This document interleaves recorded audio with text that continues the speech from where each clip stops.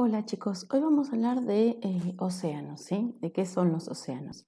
En este capítulo queremos tratar de explicar cuál es la composición de los océanos en general, cómo es la acción del agua de mar en el sector de costas, es decir, vamos a hablar de mareas y vamos a hablar de olas, los tipos de olas y cómo se forman en general.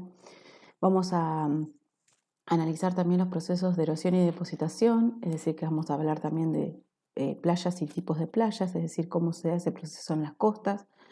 Vamos a tratar de caracterizar el fondo oceánico y con esto determinar distintos tipos de márgenes continentales asociados a las geoformas en profundidad. Hablaremos de cuencas oceánicas, de la sedimentación en profundidad y también vamos a abordar cuestiones que tienen que ver con el desarrollo de los frentes arrecifales y cerrando un poco el capítulo vamos a hablar de las dorsales, ¿sí? Eso sería un poco todo lo que vamos a desarrollar en este capítulo de hoy. Bien. Los océanos, para poder comenzar a hablar de ellos, debemos tratar de definirnos, ¿sí? En general decimos que se entiende por océano a toda la masa de agua que está compuesta por los 5 océanos principales. Dentro de esos océanos tenemos el Atlántico, el Pacífico, el Índico, el Ártico y el Antártico. El término mar es mucho más restringido e incluye a estos océanos y a los cuerpos de aguas menores que se encuentran separados de los océanos principales. Un ejemplo de esto lo podemos ver en el mar Mediterráneo, así que se encuentra conectado con el océano Atlántico por el estrecho de Gibraltar y, por su parte, con el Índico por el canal de Suez. En general decimos que los océanos son de una composición de agua bastante constante a lo largo de todo el año y que va variando muy poquito de lugar a lugar, ¿sí? Esto se debe a que en general los océanos mantienen, digamos, un equilibrio composicional por, obviamente, la composición de las aguas que les llegan, que es el agua que es aportada por los ríos y que es la que entra en los mares, y en general también los sedimentos que entran a los océanos se mantienen constantes, ¿sí? Entonces mantienen constante o en equilibrio esa composición. Lo mismo ocurre en profundidad, donde además se van a ir desarrollando nuevos sedimentos en el fondo. En general, la densidad promedio llega hasta un 5% y decimos que en el océano en general es de 1027 kilogramos por metro cúbico. Dentro de la composición, el cloro siempre es el principal elemento que tiene un 55% de toda la masa y el sodio con un 30%, ¿sí? De partes por millón de toda la agua. El resto siempre son componentes menores que pueden ser iones de sulfato, de magnesio, de calcio, de potasio.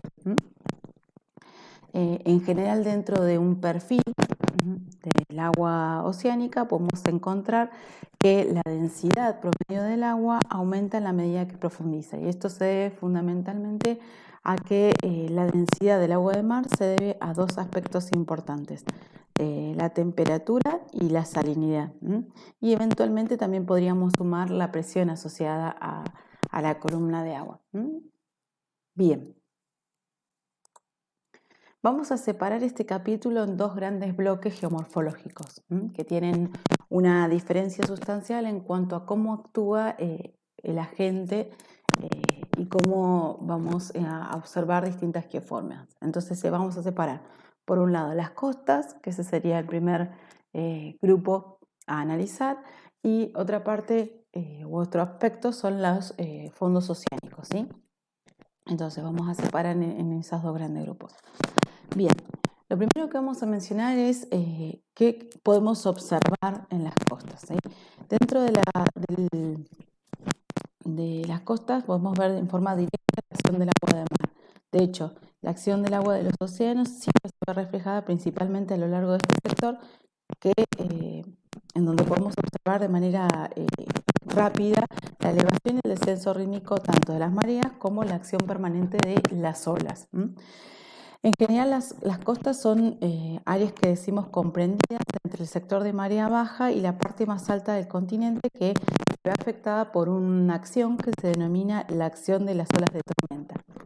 Es decir, es hacia donde la ola de tormenta alcanza a llegar a un punto máximo durante un evento tormentoso. Las costas son en general continuamente alteradas, modificadas, es decir, que es un sector en donde vemos la dinámica de forma permanente con el mar, producto de la acción de las olas, de las corrientes litorales y también de las mareas. ¿Sí? En general, las olas y las corrientes litorales son también agentes geológicos efectivos en las zonas de grandes lagos, por ejemplo, es decir, grandes cuerpos de agua también pueden verse afectados por esto. En este sector las costas pueden tener características similares a las costas marinas, entonces podemos ver parte de estos procesos en forma mediterránea. En comparación con otros agentes, como es el caso de los ríos, los glaciares y el viento, que actúan sobre unas áreas muy grandes, los procesos costeros están bien restringidos a esta zona, a este límite, que es una zona estrecha, para un tiempo determinado. ¿Sí? La línea de costa siempre va migrando hacia el continente o hacia el mar, dependiendo siempre de los cambios que se dan dentro del nivel del mar y de la elevación o de la subsidencia de la región costera inicial, ¿no?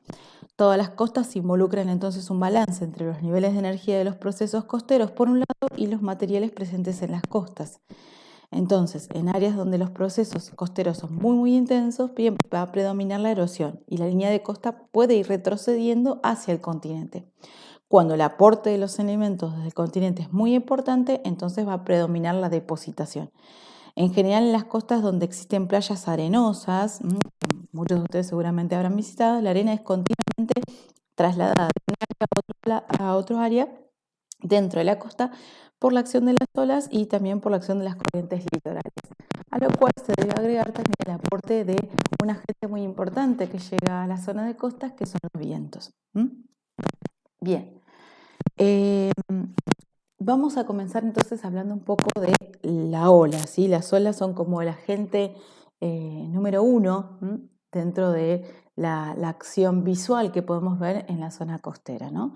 Las olas son oscilaciones en la superficie del agua que son evidentemente visibles y se forman en todo tipo de agua, pero son muy importantes por ejemplo, en los sectores mediterráneos de grandes lagos y también en los sectores de los océanos, porque se constituyen en agentes erosivos muy importantes, donde van a generar un desgaste y una captación de material, ¿sí? Y también van a generar transporte y sedimentación, es decir, que es un agente muy completo, porque genera todo el proceso, ¿sí? Ahora bien, existen diferentes partes que podemos observar de una ola y cada una de ellas nos está hablando de un sector específico en torno a su formación y demás. Y podemos a su vez, en función de las características que tiene, separar en dos grandes grupos de olas, ¿sí? O tipos de olas.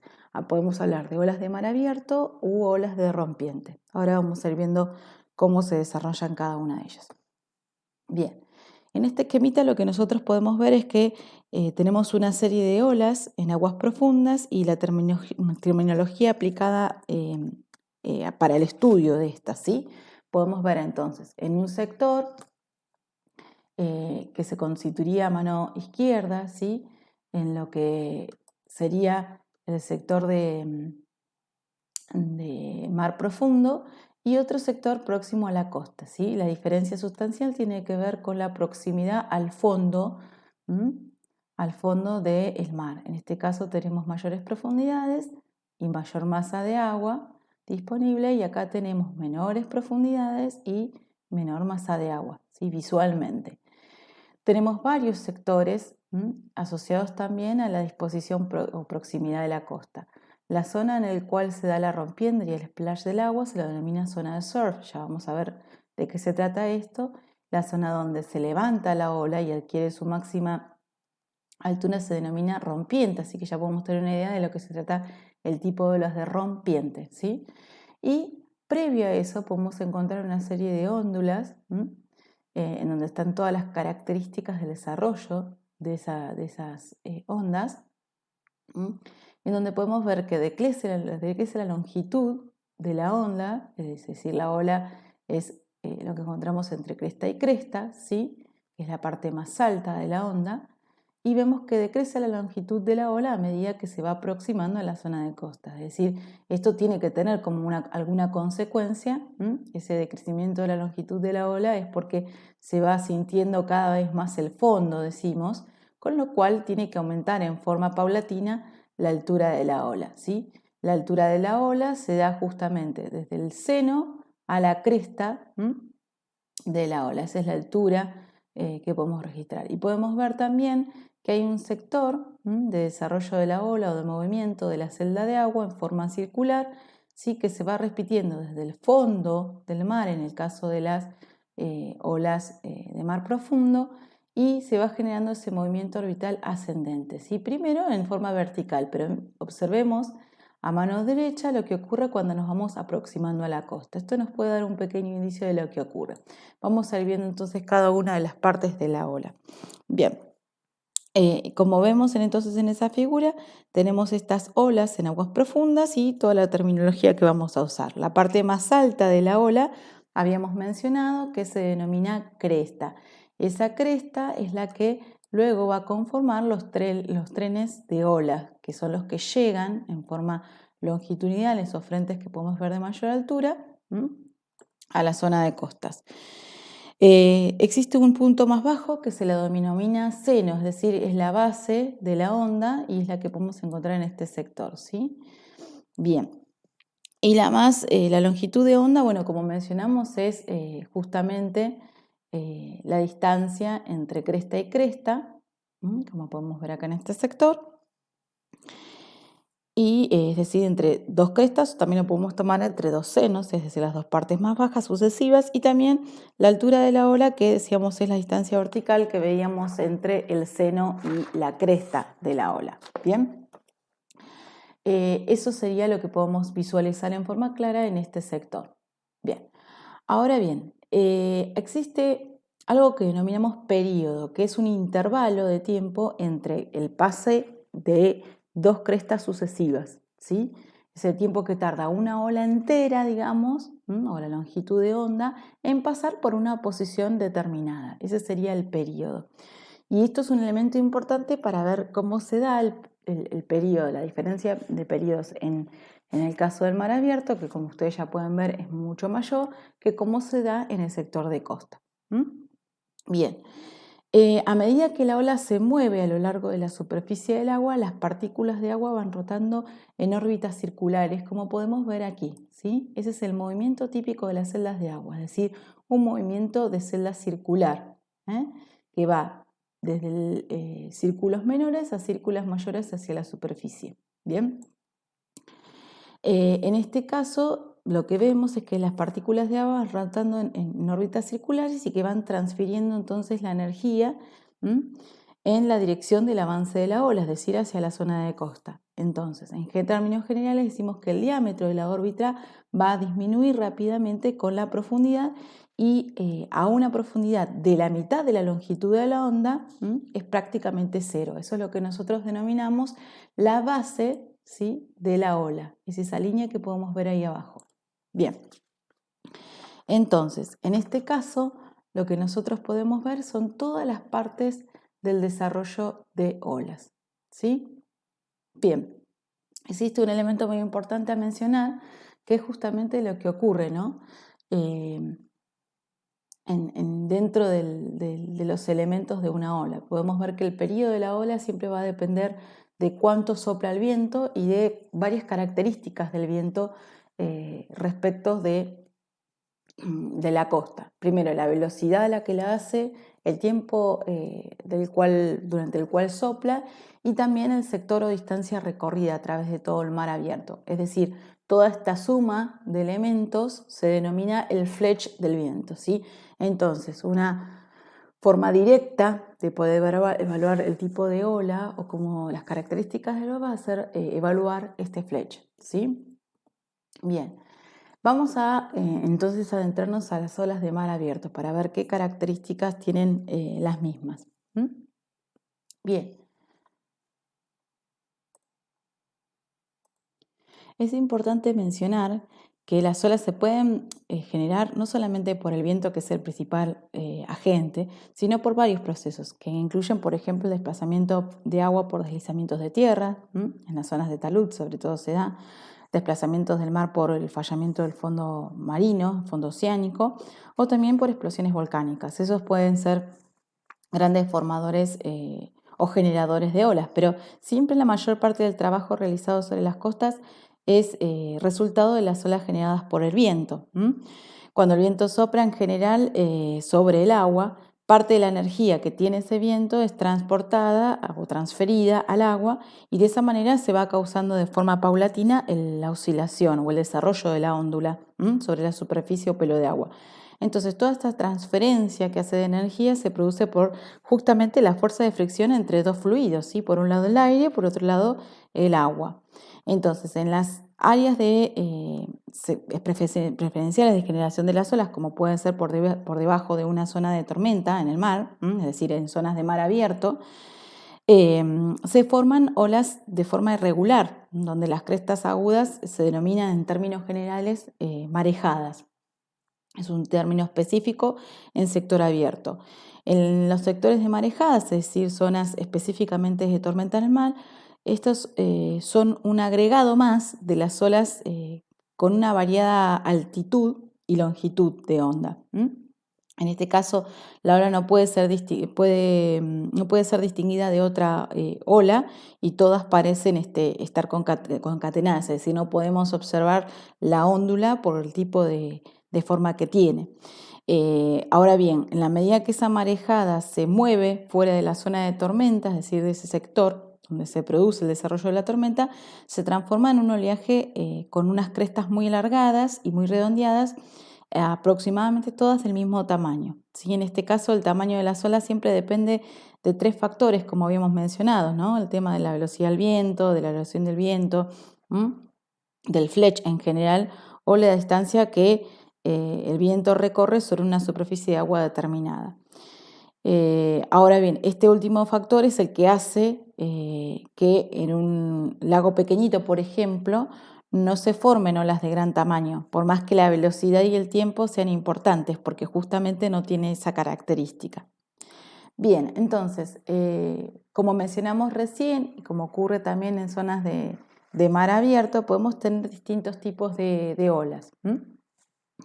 En mar abierto, por ejemplo, la energía de la ola se mueve siempre hacia adelante, es decir, por detrás va la agente viento que va generando esa acción, entonces inicia el movimiento de las celdas de agua en forma circular.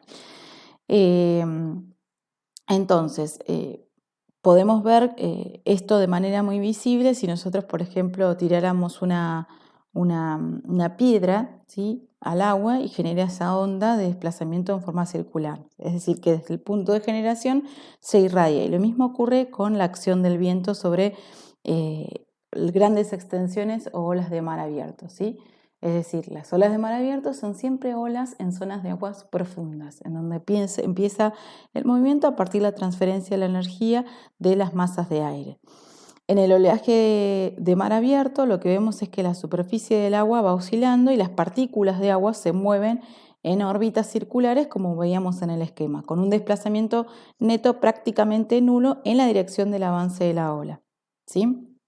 Podemos ver que en términos generales la profundidad del agua es mayor a la mitad de la longitud de la onda que se desarrolla así, como veíamos en el esquema, y que la longitud de la onda se mantiene constante a lo largo de todo su desarrollo, siempre y cuando la profundidad en ese sector no se vaya perdiendo, es decir, no lleguemos a la línea de base, es decir, que hacia la costa la ola lo que le va a empezar a pasar es que va a empezar a sentir el fondo, decimos, es decir, la profundidad se va a ir igualando a la base del oleaje, entonces eso va a hacer que la parte baja o las celdas circulares en el fondo de esa columna empiecen a ralentizar la ola, es decir, empiecen a atrasarse, con lo cual ya deja de ser vertical el desarrollo de la celda como veíamos en el esquema y empieza a inclinarse, ¿sí?, hacia la costa ese desarrollo en órbitas circulares o el movimiento en órbitas circulares,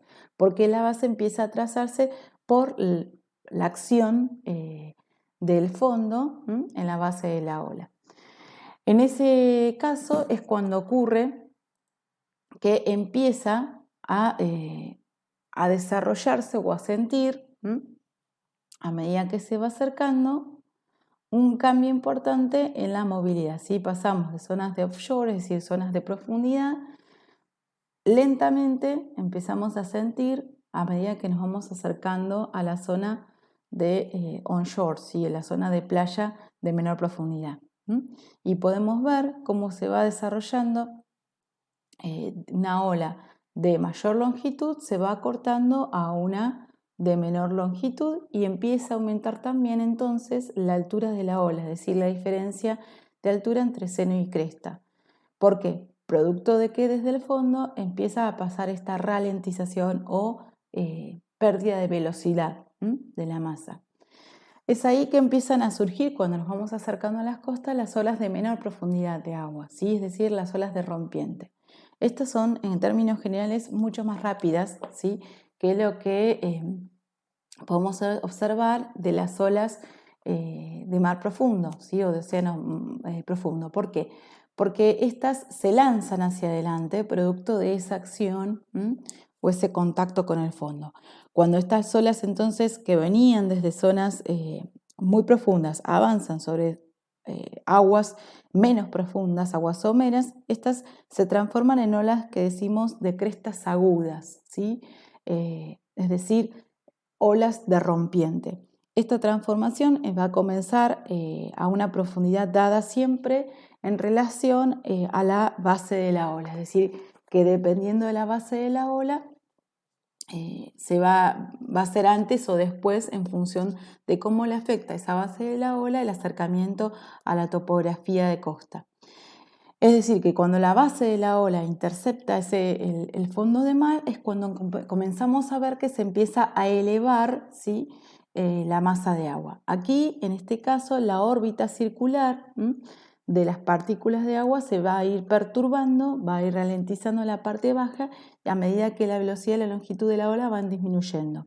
Y eso va a dar como consecuencia entonces el aumento de la altura, es decir, la diferencia entre seno y cresta de esa onda. Por último, cuando alcanza algo que lo denominamos punto crítico, es decir, un punto en donde ya se va a dar la caída, ese es un punto, digamos, crucial de la ola, es demasiado empinado en ese punto, hay demasiado gradiente o pendiente para mantenerse, entonces el frente de la ola colapsa, se desploma y rompe, haciendo así que el agua avance sobre la costa sin forma definida, ¿sí? Es decir, generando una zona de arrastre de agua de forma muy turbulenta que es creada específicamente por esas olas luego de romper, es decir, por olas de rompiente. A ese sector es lo que nosotros llamamos zona de arrastre o también zona de surf, ¿sí? En este sector el agua que es movilizada justamente por las rompientes asciende por la pendiente de la playa, generando un flujo de ascenso que denominamos flujo de saca, ¿sí? Y cuando la energía llega hasta el máximo exponente, vuelve a bajar generando una zona en donde la energía se disipa y empieza a ganar velocidad en la rampa descendente de la playa, es decir, genera una lámina de agua que vuelve desde la playa hacia la zona de rompiente, lo que se denomina un flujo de resaca, ¿sí? O reflujo también. Eso sería todo lo que nosotros podemos llegar a ver asociado entonces a ese sector. Acá podemos ver en este esquema cómo se va dando esa pérdida, ¿sí? Desde las ondas de longitud amplia en las zonas de fondo hacia las ondas de menor longitud y mayor altura, un periodo más corto obviamente, que se va dando cuando llegamos a la costa producto del efecto, como ven, del sector de la base de la ola que empieza a ser afectado por la topografía. Fíjense lo que le ocurre también al movimiento de las celdas de agua, desde formas circulares a formas cada vez más elongadas, con lo cual la consecuencia es que empiezan a elevarse aún más hacia la zona de costas todo lo que tiene que ver con la altura o la característica de la ola, ¿sí? En este sector de rompiente, el breaking line, es lo que constituiría el punto final, ¿sí? Donde rompe la ola, y posterior a ese se encuentra el sector de surf, ¿sí? O zona de surf. Bien, acá podemos ver un ejemplo de esa zona de surf, ¿sí? Donde podemos ver justamente cómo van llegando los trenes de ola, ¿sí? Cómo van entrando a la zona de costa. Los trenes de ola son justamente esa alineación longitudinal de cada una de esas crestas, que es separada por la zona más baja de la ola, de toda la consecución de olas, que es el seno de la ola, ¿sí? Entonces, esos trenes de olas que van llegando, esas distintas ondas, podemos ver claramente que llegan a un punto crítico donde se rompe y luego se distribuye, se disipa esa energía en lo que constituye la zona de surf, mostrando un flujo de ingreso o saca y un reflujo o salida o disipación de la energía hacia el mar, que se denomina reflujo o resaca. Bien. Acá podemos ver también entonces nuevamente cómo se desarrolla ese perfil, tal cual lo vemos continuar dentro de la fotografía. Bien, lejos de la costa, ¿sí? Lo que vemos es en general que los trenes de ola son paralelos entre sí, pero generalmente forman un ángulo cuando llegan a la línea de costa o con la línea de costa, cuando van ingresando, ¿sí? Como vemos en esta fotografía. A medida que las olas se van aproximando a la zona de playa, sobre un fondo que es mucho menos profundo, es decir, más somero, se van curvando gradualmente para tomar una dirección más paralela a la costa, como podemos ver dentro de esta figura, ¿sí? Lo que podemos ver es que hay un sector, fíjense, en donde decrece la velocidad de la ola, por lo tanto decrece también la longitud de la ola, y lo que podemos ver es que la profundidad, esta sería la profundidad de la base de la ola, empieza a ser afectada en un sector y empieza a ralentizar la onda, ¿sí? En este punto. Con lo cual, ¿qué le empieza a pasar? Empieza a pasar que los trenes de onda empiezan a curvar. Vemos que a menor profundidad las crestas se van curvando, ¿sí? Entonces, los trenes de ola siempre son paralelos entre sí, pero con cierto ángulo respecto de la costa. Bien, este proceso en general se lo denomina refracción de las olas. Y cuando la ola se aproxima a la costa en un determinado ángulo, la parte de la ola más cercana de la costa encuentra primero el fondo, ¿sí? Y la órbita de las partículas o las celdas de agua que habíamos visto comienza a ser más y más elíptica, como veíamos en las distintas figuras. Cuando eso ocurre, lo que nos va a ocurrir es que va a disminuir la velocidad del frente de ola, ¿se entiende? Y luego la otra parte de la ola va a chocar con el fondo y también va a disminuir su velocidad. Entonces, mientras tanto, las partes más cercanas a la costa se van moviendo a aguas aún más someras, ¿sí? Y disminuyen mucho más la velocidad. Esto ocurre porque en una transmisión continua a lo largo de la cresta de la ola, la línea de la ola se curva hacia la costa a medida que disminuye la velocidad, ¿sí? Esto es lo que podemos ver de manera muy patente cuando observamos esta imagen, ¿sí? Como vemos un punto donde la velocidad de la ola decrece, por lo tanto decrece ahí la longitud de la ola.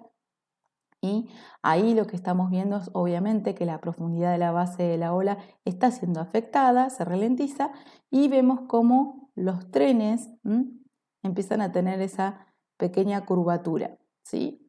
Es decir, esos trenes de ola son paralelos entre sí, pero con un cierto ángulo, leve ángulo, con respecto a la ola. Y esto tiene como consecuencia otro tipo de situación, ¿sí?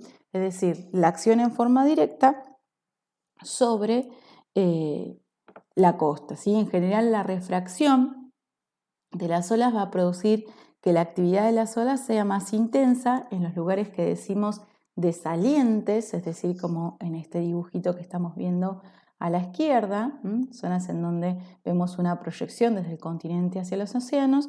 Ahí va a ser obviamente más intensa y menos intensa en las zonas en donde el mar parece entrar, es decir, donde el mar parece haberle ganado espacio, ¿sí? Las zonas de bahías, donde va a ser mucho menos intensa en ese lugar la acción directa del tren de olas, o de la refracción de la ola. Esto lo que ocurre es que la profundidad del agua se hace menor más rápidamente alrededor de las salientes que en los sectores laterales, es decir, en los sectores de bahía, ¿sí? En estas entrantes que estamos viendo ahí. Entonces, las olas se flexionan, perdón, hacia la zona de saliente, ¿sí? Generan una curvatura en la zona de saliente. Y ahí convergen alrededor de esa saliente, entonces van golpeando y van gastando la energía, como podemos ver acá. Es decir, se concentra en este caso la refracción en la zona de saliente. Mientras que lo que nosotros vemos en el caso de las zonas de entrantes es que favorece en términos generales a la sedimentación, porque lo que le ocurre justamente, a diferencia de lo que ocurre en las zonas de saliente donde se concentra la energía, lo que vemos es que se disipa la refracción en estas zonas centrales y se refractan hacia las zonas someras, con lo cual lo que hacen es trasladar material hacia esa zona. Por lo tanto, la acción erosiva de las olas se concentra siempre en las zonas de saliente, ¿sí? Y tiende a desgastar esta zona más que las zonas más rectas que podemos encontrar en la costa, ¿sí? Es decir, las zonas de entrante o bahía. Bien, antes de continuar con eso, vamos a decir que lo opuesto, bueno, habíamos visto que ocurre en la bahía, donde el agua en el centro de la misma es mucho más profunda, y entonces la ola se refracta hacia la zona somera. A pesar de esa refracción, estas olas están más paralelas a la costa, ¿sí? Muchas olas alcanzan la costa con cierto ángulo, como veíamos, y a medida que la ola rompe cerca de las costas, suben por la pendiente siguiendo un pequeño ángulo. En este caso, el agua de la resaca, es decir, del reflujo, se mueve pendiente abajo siguiendo un ángulo bastante similar al que generó en el ascenso, pero en la dirección opuesta, ¿no? Como una especie de parábola. Entonces, la combinación de ambos movimientos resulta en una trayectoria que mueve, por un lado, las celdas de agua a lo largo de la playa, ¿sí? Entonces, esto da como consecuencia en esa movilidad esto que denominamos refracción de la ola, consecuencia de la refracción de la ola, que son las movilidades de los materiales y las celdas de agua dentro de la superficie de la playa. En general, los granos de arena llevados por el movimiento de flujo y reflujo o saca y resaca son movilizados a lo largo de la playa generando una especie de movilidad en forma de zigzag, como esto que podemos ver acá, ¿sí? A esto lo denominamos deriva litoral, a ese movimiento del material en forma de zigzag a lo largo de la playa, ¿sí? Y es el resultado en forma directa de la saca y la resaca. Las olas que se acercan al sector de la costa van formando, como decíamos, un ángulo con la costa. Es decir, cuando entran, forman ese ángulo de cada uno de esos trenes, un pequeño ángulo con respecto de la costa. Entonces, en ese caso, ese ángulo puede causar también algo que denominamos corrientes litorales, ¿sí? La corriente litoral, que vemos acá en este pequeño esquema, la corriente litoral es una corriente de agua poco profunda que se da en forma paralela a la costa y que es muy importante en el sector costero porque es la que moviliza grandes celdas de agua, por lo tanto también moviliza material, ¿sí? Esta corriente litoral junto con el movimiento de agua de saca y resaca van a producir a lo largo de la costa todo el transporte, semejante a lo que ocurre en el caso de la deriva litoral, ¿sí? Es decir, van a movilizar también material, como pasa en el caso de la deriva litoral. Estas corrientes que vemos en la corriente litoral son las causantes principales de la forma y la extensión de lo que denominamos barras de arena, ¿sí? Y también de otras formas de carácter depositacional que podemos encontrar en la costa, es decir, que movilizan mucha cantidad de material de ese sector. Además, por esta capacidad que tiene o esta habilidad que tiene la corriente captar arena suelta o en suspensión, las corrientes pueden remover mucha arena desde el sector alto de playa hacia abajo, ¿sí? La deriva litoral, en términos generales, conjuntamente con las corrientes litorales, se vuelve un importante agente de transporte de grandes cantidades de arena, tanto en el sector de la playa como también en las aguas poco profundas, ¿sí? En el caso de las aguas poco profundas, de menores de 50 metros, las corrientes litorales lo que van a generar es una un desarrollo de gran actividad o de modificación del fondo marino, ¿sí? Especialmente cuando estas son el resultado de grandes tormentas. ¿Por qué? Porque lo que van a tender es a sacar mucho material del fondo y depositarlo en esos eventos en zonas costeras altas en donde no esperaríamos encontrarlos. ¿Bien? Otra de las cosas importantes, ¿sí? Cerrando el tema de las olas, es las mareas, que también se da de manera muy activa en la zona costera, ¿sí? ¿Qué son las mareas? Las mareas son cambios diarios de la elevación de la superficie del océano y se producen justamente por un fenómeno de atracción gravitatoria que es ejercida sobre la Tierra por la Luna, ¿sí? En menor proporción también se da una afectación de otro astro mayor que es el Sol. Esto siempre siguiendo las leyes de Newton, ¿no? De la atracción gravitatoria entre los cuerpos que, si se acuerdan, era inversamente proporcional al cuadrado de la distancia entre ellos, ¿sí? Es decir, a la atracción, que la atracción va a disminuir muy rápidamente con el aumento progresivo de la distancia. Entonces, obviamente, la Luna que está próxima nos afecta mucho más intensamente que lo hace el Sol. Ahora bien, cuando se combinan, nos dan resultados diferentes en el bulbo de agua que está siendo deformado, ¿sí? Ahí podemos ver dos esquemas muy claramente. En el caso del agua centrada en A, ¿sí? Es decir, en el primer sector, ¿sí? De este dibujito que vemos aquí, en este sector, ese abulbamiento, ¿sí? Por lo que podemos ver es que tenemos primero distintas posiciones de la Luna, la posición de cuadratura, ¿sí? Y la posición de conjunción, o también llamada oposición, ¿sí? ¿Esto por qué se da? Por justamente la combinación entre la presencia de distintos tipos de lunas, que me va a dar un grupo de mareas que denominamos muertas, y la conjunción de ambos astros más el Sol en una posición determinada me va a dar las mareas vivas, ¿sí?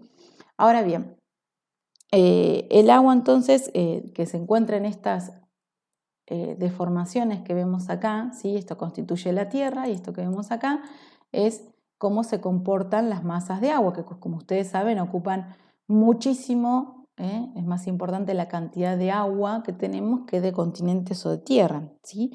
Entonces, en este caso, cada uno de estos abulbamientos lo que está mostrando, perdón, es justamente la atracción de esas masas de agua fuertemente atraídas por la Luna, ¿sí? A su vez, es más fuerte que, como podemos ver, en algunos sectores en oposición, ¿sí?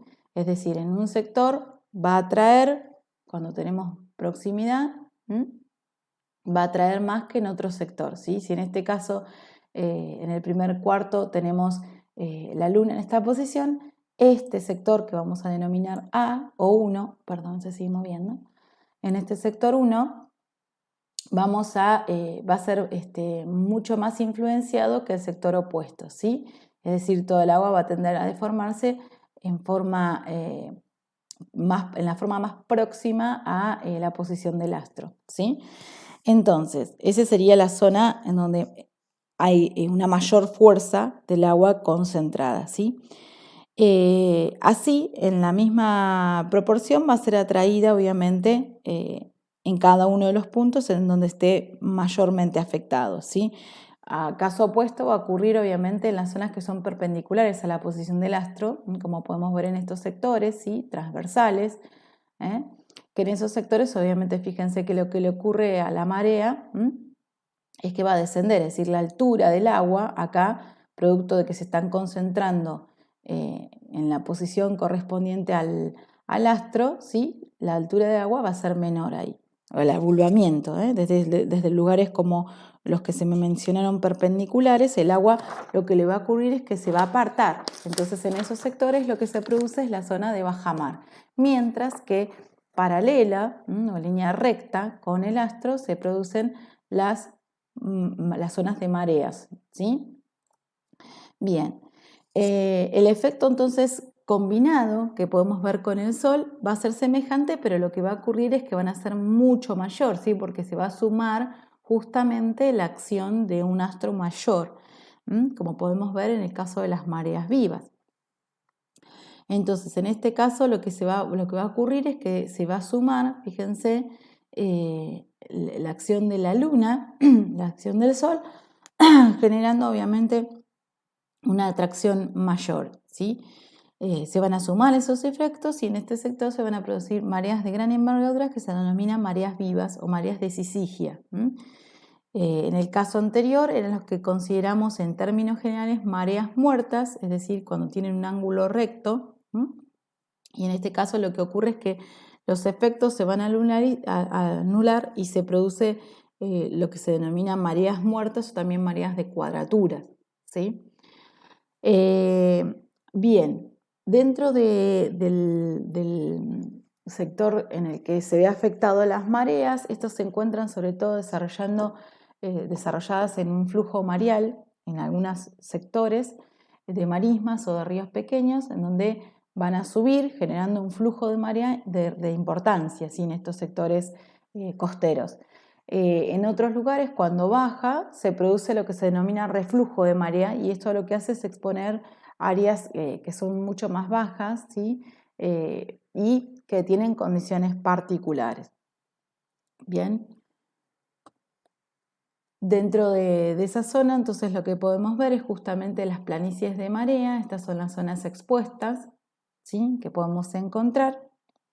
Y en general, las mareas que se mueven cerca de las líneas de costas causan corrientes que pueden alcanzar velocidades de unos pocos kilómetros por hora. Y cuando la marea sube, el agua fluye sobre estas superficies que estamos observando en las imágenes hacia la costa, como el flujo mareal que mencionábamos, que asciende y que se mueve dentro de las marismas, de las zonas costeras de aguas poco profundas o también en esas corrientes de agua pequeñas que están vinculadas con las zonas más continentales.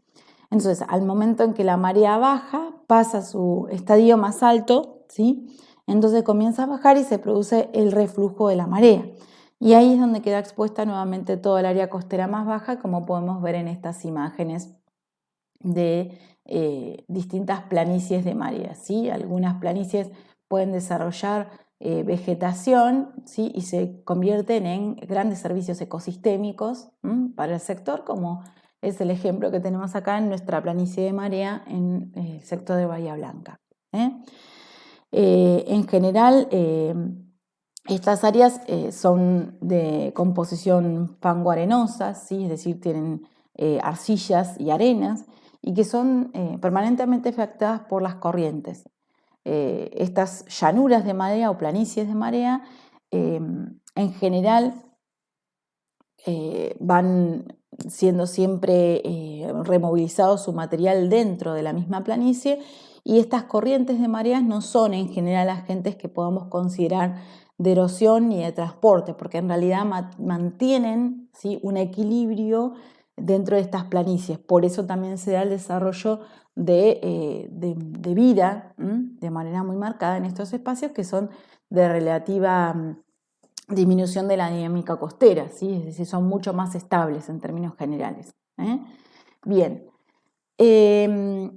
un lugar por preferencia de carácter depositacional, si se quiere, pero que también está asociado al tipo de playa que encontramos, son justamente los sectores de playa. Dentro de los sectores de playa, las olas, las corrientes superficiales y las corrientes de marea van a interactuar con todo lo que está expuesto del continente, que en general son las rocas, y en general también podemos ver que hay procesos tectónicos asociados a las costas que permiten delinear líneas, lo que se denomina la línea costera, ¿sí? O línea de costa.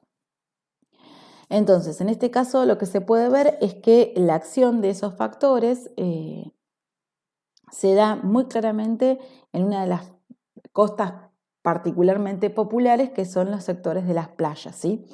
Una playa, en términos generales, es una costa formada por arena y grava, donde está afectada por olas, mareas y corrientes, ¿sí? En términos generales.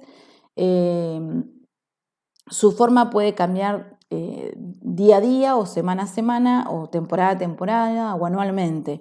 Y en términos generales las olas y las mareas a veces extienden las playas depositando arenas o las hacen mucho más estrechas, más pequeñas, llevándose arena a ese lugar, ¿sí? Es decir, que hay una interacción de manera permanente que va modificando y transformando el diseño de la playa, ¿sí? Bien, muchas playas son líneas rectas de arena, que pueden tener una extensión de varios kilómetros hasta cientos de kilómetros, y otras son bastante cortitas, como la que podemos ver en la imagen, o pequeñas, que son zonas de arena en forma generalmente de media luna, y se da siempre enmarcado en relación a salientes, como podemos ver acá, ¿sí? Es decir, montículos o promontorios que resisten a la acción directa de las olas y generan estas formas de medialunas o playas pequeñas o estrechas, ¿sí? En el borde, más bien continental de la playa, puede encontrarse también un cordón de médanos, que generalmente presenta o una zona de acantilados o de rocas, y las playas pueden tener también terrazas de marea, es decir, áreas un poco más pandas, más planas o achatadas, donde hay aguas someras, ¿sí? Aguas poco profundas, entre la playa alta y lo que se denomina barra de arena más externa, que se encuentra hacia el sector un poco más profundo, ¿sí? En este sector podemos encontrar una zona de barra en profundidad, y en estos sectores podemos encontrar entonces esas áreas más planas o terrazas de marea, donde ahí se da de manera paulatina la acción de la marea de manera permanente hasta la zona más alta de la playa, ¿sí? Bien. Justamente en esas terrazas de marea entre la playa alta y la barra de arena más externa, esa es la que se ve afectada por esa acción, ¿sí? Bueno, podemos ver algunas partes asociadas a la playa que obviamente están vinculadas a cómo se da esa acción dentro de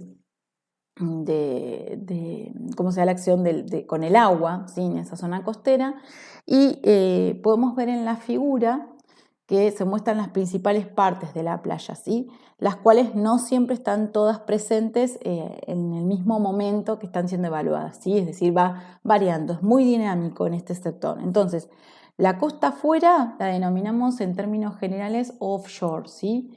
Y está limitada por lo que correspondería al inicio de la rompiente. Eso sería la zona de offshore o costa afuera. Por supuesto, si está afectada o limitada por la rompiente, entonces está limitado por la zona de surf, es decir, donde el fondo es lo suficientemente poco profundo o somero para que se produzca la rompiente de la ola, ¿sí? Que sería justamente la playa anterior, se le llama, ¿sí? O playa de la zona de surf, que se denomina foreshore en inglés, ¿sí? En este sector se da, obviamente, el sector, fíjense, de marea baja y marea alta, que está dentro de la zona de playa anterior o foreshore, y que incluye también a la zona de surf, es decir, la zona de rompiente, que era la que limitaba la zona de offshore. La planicie también de marea, obviamente, es decir, la zona en donde tenemos la más alta y la más baja, perdón, se mueve, la más alta y la más baja de las mareas, es decir, esos dos momentos, y también la zona que denominamos zona de flujo y reflujo de las olas, ¿bien? Y por último está lo que se denomina playa posterior o también llamado backshore, que es lo que encontramos acá próximo o más expuesto en continente. En este caso, en la playa posterior, la línea que es limitante es el sector de los médanos móviles o línea de médanos, que es el nivel más alto de la playa que podemos encontrar, ¿sí? En este sector lo que vemos es que la actividad más importante le da un flujo de menor densidad, que es el viento sobre esa playa, y que se extiende obviamente desde la zona de resaca, que es la zona a donde llega el flujo que asciende y luego vuelve a bajar hasta esa zona, hasta el nivel más alto de la playa, que está marcado por la línea de los médanos, como podemos ver. Bien, obviamente, como veíamos en los otros agentes, en donde vimos que había un balance de las aguas y mencionamos el balance hidrológico, vimos el balance de los glaciares y vimos el balance glacial, también hay un balance entre el material ganado y perdido en la zona costera, ¿sí? Es decir, lo que denominamos el balance de arena o balance de arena de la playa, también denominado balance de playa. En general, una playa es un lugar en donde vemos una dinámica constante, un movimiento constante, entonces la deriva litoral y las corrientes litorales mueven arena a lo largo de toda la playa. Al final de la playa, ¿sí? Y a lo largo de ella, la arena siempre es removida y depositada en los sectores de aguas profundas. Entonces, en la playa posterior o la zona que habíamos denominado backshore, ¿sí? A lo largo de los acantilados, la arena y la grava siempre va a ser liberada por la acción específicamente erosiva y va a rellenar los sectores de playa, otros sectores de playa. Entonces, allí el viento obviamente va a soplar sobre la playa y lo que va a hacer es transportar parte de esa arena que se encuentra suelta y a veces también la va a trasladar costa afuera, dentro del agua. Y también a veces va a movilizar la costa adentro, ¿sí? Todo este proceso lo que hace es mantener un balance entre la arena que se gana y la arena que se pierde. Y lo que resulta entonces es una playa que puede parecer relativamente estable, pero que en la realidad está cambiando todo el tiempo la ubicación de su material de un punto a otro, bien, dentro de la misma zona. Entonces, en esta pequeña figura justamente lo que podemos ver es cómo se dan esos aportes y cómo se dan esas pérdidas de material producto de la erosión y la sedimentación, ¿sí? En cualquier punto, la playa va a recibir un aporte de arena que va a ser proveniente de la erosión del material de la playa posterior, la deriva litoral que moviliza arena, las corrientes litorales que movilizan celdas de aguas y por lo tanto también generan un movimiento de barras de arenas, por los ríos que entran al mar y llevan los sedimentos desde el continente. Por otra parte, las playas van a perder arena debido al transporte de los sedimentos por los vientos hacia la zona de médanos vivos de la playa posterior, la deriva litoral, que también va a transportar y va a hacer perder material desde algún sector hacia otro, las corrientes litorales, que van a afectar también a las barras de arena más internas, que llevan obviamente material corriente abajo, y por el transporte hacia las aguas más profundas, que son el resultado de las corrientes y las olas durante los momentos o efectos de tormenta, ¿sí? Ahora, si el aporte total igual a la pérdida total, es igual a la pérdida total, entonces la playa decimos que se encuentra en equilibrio y mantiene en términos generales la forma que observamos de manera constante, ¿sí? Si no están balanceados, la playa puede crecer, ¿sí? Aumentar o achicarse. Y esos efectos lo pueden ver seguramente ustedes cuando van a sectores como Villa Gesell, ¿sí? O sectores de Mar del Plata, en donde podemos ver claramente cómo se da esa dinámica en forma permanente, ¿sí? Bien. De manera que existe una acción bastante marcada de erosión-depositación que afecta al sector costero de manera particular. En términos generales, la topografía o la forma que encontramos el relieve de las costas es el producto de todas las fuerzas tectónicas que producen la elevación o la depresión de la corteza terrestre, eso es una acción, pero también la erosión que produce el desgaste del material y la sedimentación de ese material que va a modelar y rellenar las depresiones, ¿sí? Entonces, los factores más determinantes a la hora de evaluar la erosión y la depositación, es decir, cómo se va a dar el relieve, son los siguientes. Primero, la elevación de la región costera, ¿sí? Que va a generar formas costeras erosivas que van a estar expuestas y que van a poder ser modificadas. Otro de los factores es la subsidencia de la región costera, es decir, formas costeras que son profundizadas, ¿sí? Entonces vamos a tener espacios donde podemos depositar material, ¿sí? Es decir, por un lado, o que se ascienda me expone zonas costeras para erosionar, o que se deprima me da espacio a regiones costeras donde se pueda depositar material. Otro de los factores es la naturaleza de las rocas o los sedimentos en los sectores de costa, que obviamente en función de cómo varía vamos a tener más o menos material dispuesto o a disposición de la gente. También los cambios en el nivel de mar que se producen por dos tipos de costas muy marcadas, que son las costas de inmersión o las costas de emersión que vamos a ver a continuación. Otra de las posibilidades es la altura y la frecuencia de las olas de tormenta, ¿sí? Si se da en un sector con mucho desarrollo de tormenta en zona de mar abierto, seguramente va a ser afectado en la zona costera, ¿sí? Entonces esto va a variar de manera significativa los lugares o puntos de erosión y de depositación dentro de la costa, cambiando de manera drástica la morfología. También va a ocurrir que la altura de las mareas van a afectar tanto a la erosión como a la sedimentación o depositación, es decir, si las mareas que se dan de manera permanente son mareas muertas o mareas vivas o de sisigia, ¿sí? Es decir, que de manera permanente vamos a ver que hay una transformación de la costa muy marcada, producto de los cambios que se dan de manera directa sobre el nivel del mar, ¿sí?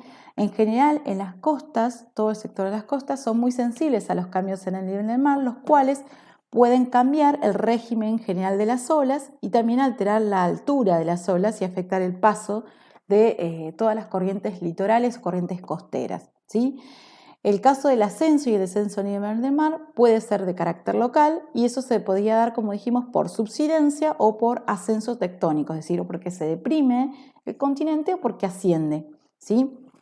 O también se puede dar por una acción más bien global, es decir, por acción de la fusión o del crecimiento glacial, ¿sí? Que se ha dado de manera permanente a lo largo de la historia. Entonces, esas serían las dos posibilidades de cambios drásticos del nivel del mar. Ahora, debido a esos cambios en el nivel del mar, se pueden reconocer dos tipos de costas muy marcadas, ¿sí? Costas que denominamos de emersión, ¿sí? Y costas de inmersión, ¿sí? Las costas de emersión son algunas áreas en donde la costa es claramente el resultado de un levantamiento, es decir, en general son costas altas, porque la tierra que la circunda se ve elevada o porque el nivel de agua desciende dejando expuestos todos los acantilados litorales y también plataformas de abrasión que se encuentran por debajo de esos acantilados o a pie de ese acantilado por encima del nivel del mar, ¿sí? Los deja expuestos. Ahora bien, otros ejemplos son las costas que también estuvieron enterradas por debajo de grandes glaciares o de casquetes, que al derretirse los glaciares generan una liberación de la presión que tenían por el hielo, entonces la tierra emerge, ¿sí? Empieza a levantarse y genera esta exposición de acantilados, ¿sí? Bien, en términos generales entonces se puede dar también por una actividad marcadamente tectónica, ¿bien? Entonces, existen otras áreas que las denominamos áreas costeras de tipo de inmersión o costas de inmersión y que muestran signos diferentes, es decir, signos en donde hay cambios del nivel del mar, en donde predominan fundamentalmente la depositación y no la erosión como pasa en las otras costas, ¿sí? En este caso lo que encontramos son las costas de inmersión en donde la línea de una costa que ha estado sumergida en el pasado reciente suele ser más irregular porque en términos generales el mar va inundando los tramos más bajos de los valles fluviales y de los ríos que van fluyendo o aportando su caudal al océano. Sin embargo, las lomas que separan esos valles permanecen por encima del nivel del mar y se proyectan en el mar como frentes de tierra. Estas desembocaduras fluviales que están inundadas se denominan en términos generales estuarios, como tenemos acá el ejemplo en Bahía Blanca. Y en términos generales son costas más bien bajas, donde, digamos, el resultado o el efecto fundamental se da por el cambio del nivel del mar, no tanto por actividad tectónica. Y en este caso predominan playas con rasgos más depositacionales, es decir, con flechas, con tómbolos, con sectores de marismas, es decir, en términos generales son playas más depositacionales que erosivas, ¿sí? De manera tal que una costa sea de inmersión o emersión termina generando distintos tipos de formas, ¿sí? Es decir, por un lado formas erosivas o formas depositacionales en el sector costero. En el caso de las formas costeras erosivas, lo que podemos ver es que la erosión siempre va a ser muy activa en costas de carácter rocoso, elevadas por procesos fundamentalmente tectónicos, es decir, que van a afectar mucho más a las costas que decíamos de emersión. Y en estas costas predominan los acantilados y las salientes, como podemos ver en el esquema, ¿sí? Y son salientes desde el continente que van a alternar con entradas o pequeñas bahías irregulares que van a generar sectores de playas en forma de media luna. En general, las zonas van a golpear contra la costa rocosa y van a ir socavando los acantilados, como podemos ver allí en la imagen, que empieza a retroceder ese frente. Entonces, el acantilado es golpeado de manera constante y se da la caída de los bloques dentro del agua en forma gradual y desde allí ese material empieza a ser desgastado, ¿sí? Por la acción de la ola. El acantilado entonces se encuentra en una recesión, decimos, empieza a retroceder y va dejando atrás una superficie relativamente plana, que es una especie de banco, que se denomina en términos generales esta forma plataforma de abrasión, ¿sí? Que es la que podemos ver aquí abajo. Esa plataforma de abrasión es donde cae ese material del acantilado en retroceso y va trabajando, el oleaje erosiona y selecciona y gasta con mayor velocidad esa roca que está fracturada y que es más blanda y que en el caso permanente del golpeo empieza a desarmarse, ¿sí? A disgregarse. Así se van formando una especie de cuevas, ¿sí? Marinas. Esas cuevas marinas son el resultado de la acción directa de las olas y cuando las cuevas de dos lados opuestos se unen, se produce un arco litoral, ¿sí? Cuando dos cuevas se enfrentan. Estas dan ese arco litoral y cuando este se termina hundiendo queda un resto aislado que lo denominamos en términos generales chimenea y se da esto apoyado sobre la zona o plataforma de abrasión. Este sería el ejemplo en donde podemos ver ¿sí? Este frente de acantilado que está siendo afectado y fíjense la acción de las olas va generando un sector de cueva marina que cuando se une al otro sector del otro lado genera un arco, ¿sí? Ese arco litoral, si se cae el techo de ese arco litoral, genera una chimenea, ¿sí? Es decir, un sector que está dislocado o separado del continente, ¿sí? Que alguna vez estuvo unido porque era un promontorio que se proyectaba sobre esa costa. Bien, esas serían las formas típicamente erosivas o en costas erosivas, ¿sí? Existen otro tipo de costas que las denominamos también depositacionales. Acá lo que podemos ver es justamente la zona del acantilado en esta fotografía. En esta foto podemos ver claramente el sector de acantilado, ¿sí? Expresamente las zonas de cuevas, los ingresos a zonas de cuevas. Vemos este sector, que es el sector de plataforma de abrasión, claramente expuesto, y vemos una zona de acumulación del material o pequeñas arenas que comienzan a tener esa forma de media luna en las zonas de entrante. Bien, acá podemos ver en esta imagen justamente cómo se da ese desarrollo y la separación en pequeñas chimeneas desconectadas del continente, producto de una acción erosiva intensa. Bien, dentro de las formas depositacionales lo que nosotros podemos encontrar es que el material que está puesto en movimiento en la playa es transportado a lo largo de la costa y es depositado en zonas donde la energía se disipa, es decir, donde las olas o la energía de las olas es mucho más baja. Estos procesos producen una variedad de formas depositacionales que son las que podemos ver en este esquema, ¿sí?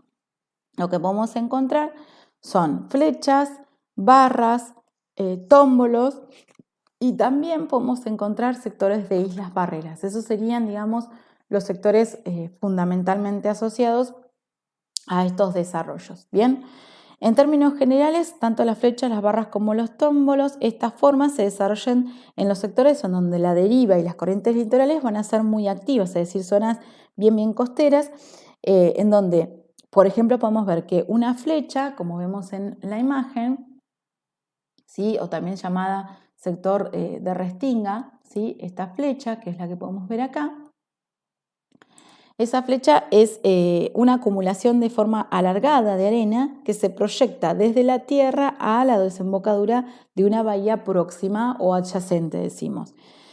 Por otro lado, se denomina barra de bahía una barra de arena que atraviesa por completo esa bahía cerrándola, es decir, que el resultado del crecimiento de una flecha o una restinga es el desarrollo de una barra costera, ¿sí? Bien, de esa manera va cerrando la acción directa a mar abierto. Estas formas que se dan en la bahía con corrientes mucho más débiles o de menor energía, lo que permiten es que una flecha se extienda de un lado al otro, ¿sí? Que vaya creciendo. Por otro lado, tenemos otras formas que se denominan tómbolos. Esto también es una acumulación de arena que conecta generalmente una isla con tierra firme o con otra isleta y se forman de una manera semejante a la que lo hace la flecha, ¿sí? Como podemos ver acá en la imagen, Generalmente pueden conectar incluso sectores que eran de chimeneas, ¿sí? Es decir, relictos que hayan quedado si es que se da una modificación muy drástica de costa erosiva a costa depositacional. ¿Bien? Por otro lado, también existe una serie de lo que denominamos barras costeras sumergidas, que son barras que se dan por la depositación interna, ¿sí? Las podemos ver acá en este esquema, y que se dan también asociadas al desarrollo de fuertes corrientes litorales. Otro de los grandes barras de arena que se forman son las de costa afuera u offshore, ¿sí? Son una especie de barricadas que están asociadas justamente a esas barras costeras sumergidas, ¿sí? Y que justamente en offshore forman una especie de barrera entre la ola de mar abierto y la costa propiamente dicha, ¿sí? Son entonces comunes a lo largo de costas más bien bajas, que son fácilmente erosionables con sedimentos disponibles, ¿sí? Que pueden ser transportables, o también con rocas sedimentarias que son muy pobremente cementadas, en donde pueden justamente erosionarse de manera tal que las corrientes litorales van a generar una acción importante sobre ellas. De manera que a medida que la barra se va formando, lo que va ocurriendo es que se asciende sobre el nivel del mar y empieza a desarrollar una vegetación por encima. Entonces se va estabilizando y esa misma vegetación es la que va protegiendo de la erosión a esta isla barrera, que surge a partir de esa barra costera que estaba sumergida, que asciende y se estabiliza por la acción de esa vegetación. Entonces eso lo protege de la acción, por ejemplo, durante las tormentas. ¿Bien? Seguimos. Acá podemos ver ejemplos muy claros del desarrollo de tómbolos, en donde veíamos esta especie de península que conecta, ¿sí?, con estas formas rocosas, con pequeñas islas o isletas o promontorios, ¿sí? Acá isletas incluso o barreras interiores, ¿sí?, generando verdaderas penínsulas en torno al mar, en torno costero. También podemos ver el desarrollo de las flechas, perdón. En este caso podemos ver, fíjense, cómo se va desarrollando una flecha, se va acumulando y creciendo en este sentido y depositando el material de manera muy marcada, ¿sí? Y en la medida que avanza, lo que puede ocurrir es esto que vemos acá, cierra la flecha, avanza, progresa y crece, uniendo dos flechas, ¿sí?, cerrando, generando marismas o zonas de albúferas, ¿sí?, o bahías cerradas en un sector de barra de bahía. ¿Bien? Y acá podemos ver una isla barrera, ¿sí?, es decir, un sector paralelo a la costa, sector paralelo a la costa, en donde podemos ver, esto es una zona costera, ¿sí?, y acá podemos ver una barra elongada que está obviamente vegetada y que le hace de buffer o de amortiguador de la acción de las olas a este sector costero, ¿sí? Bien. Ahora bien, vamos a comenzar a caracterizar, dejamos atrás la costa y nos vamos a insertar en el fondo, ¿sí? En el fondo de los océanos vamos a encontrar, por un lado, márgenes continentales, ¿sí?, bien desarrollados. Después vamos a encontrar las cuencas oceánicas profundas, y cuando ya nos metemos bien en lo que corresponde al suelo oceánico, vamos a encontrar todas las dorsales oceánicas, ¿sí? Eso sería lo que podemos encontrar dentro, digamos, de geoformas asociadas al fondo oceánico. Vamos a comenzar hablando de los márgenes, ¿sí? Existen dos tipos de márgenes que podemos encontrar: márgenes continentales, por un lado pasivos, y decimos otros de tipo activo, ¿sí? Los márgenes que habíamos mencionado activos son aquellos que están asociados a bordes convergentes, y encontramos márgenes pasivos que están asociados a bordes divergentes, ¿sí? Ahora bien, un margen pasivo, ¿sí?, en términos generales, podemos ver que tiene las siguientes características. Acá vemos las alturas promedios en esta imagen. Podemos ver una secuencia o el perfil topográfico, las principales divisiones topográficas que podemos encontrar en el Atlántico Norte, y el perfil que podemos trazar, topográfico, esto ustedes ya lo saben, desarrollar desde la costa de América del Norte hacia la costa africana, ¿sí? Y vemos cómo claramente vamos pasando de un margen continental de carácter pasivo, luego vemos el sector de cuenca oceánica profunda, llegamos al sector de dorsal centrooceánica con características específicas, luego volvemos a tener una cuenca oceánica profunda, ¿sí? Que conecta con el otro margen, y luego el margen continental próximo a la zona africana. Ese sería el desarrollo en profundidad. Acá podemos ver en el caso de un esquema que involucra a los dos, el margen pasivo y el margen activo. En este caso lo que podemos ver es hacia el sector del margen activo, cómo se da un corto desarrollo de lo que correspondería a la zona de plataforma o próxima al margen continental, ¿sí? Y como vemos una zona de trench, donde está la actividad continental mucho más, ese margen, esa actividad continental marcada, ¿sí? Y vemos otro sector que correspondería a la zona de cuenca oceánica profunda, hacia la zona del Océano Pacífico. Esas serían las dos grandes estructuras que podemos encontrar.